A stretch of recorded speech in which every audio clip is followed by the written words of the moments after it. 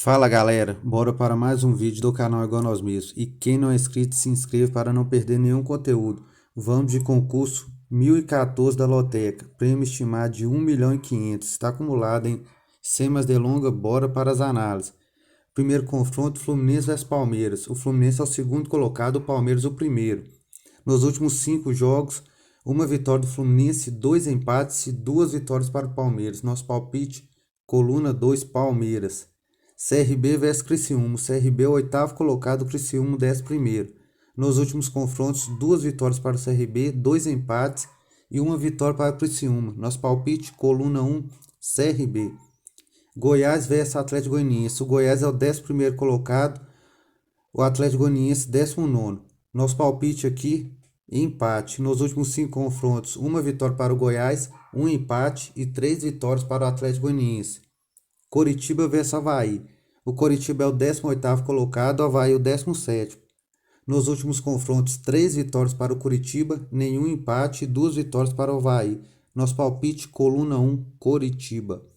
Paysandu vs ABC. O Paysandu é o 4º colocado, o ABC é o primeiro. Nos últimos 5 confrontos, 3 vitórias para o Paysandu, 1 empate e 1 vitória para o ABC. Nosso palpite, coluna 1, Paysandu. Operário vs CSA. Operário é o 17º colocado, CSA é o 16º.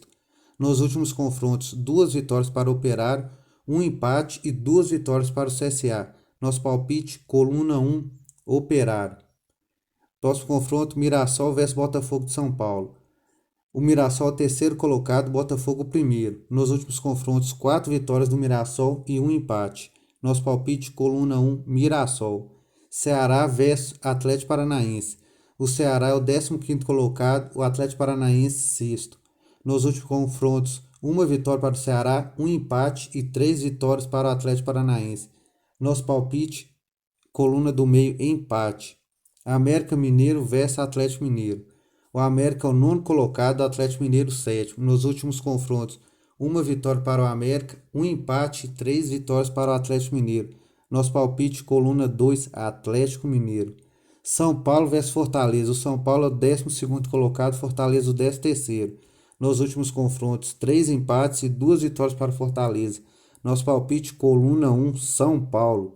Bahia vs Vasco. O Bahia é o 2º colocado, o Vasco é o 4º. Nos últimos confrontos, 2 vitórias para o Bahia, 2 empates e 1 vitória para o Vasco. Nosso palpite, coluna do meio, empate. Figueirense vs Vitória. O Figueirense é o 3º colocado, o Vitória o 2º. Nos últimos confrontos, 3 empates e 2 vitórias para o Bahia. Nosso palpite, coluna do meio, empate. Botafogo vs Flamengo. O Botafogo é o 14º colocado, o Flamengo o 3º.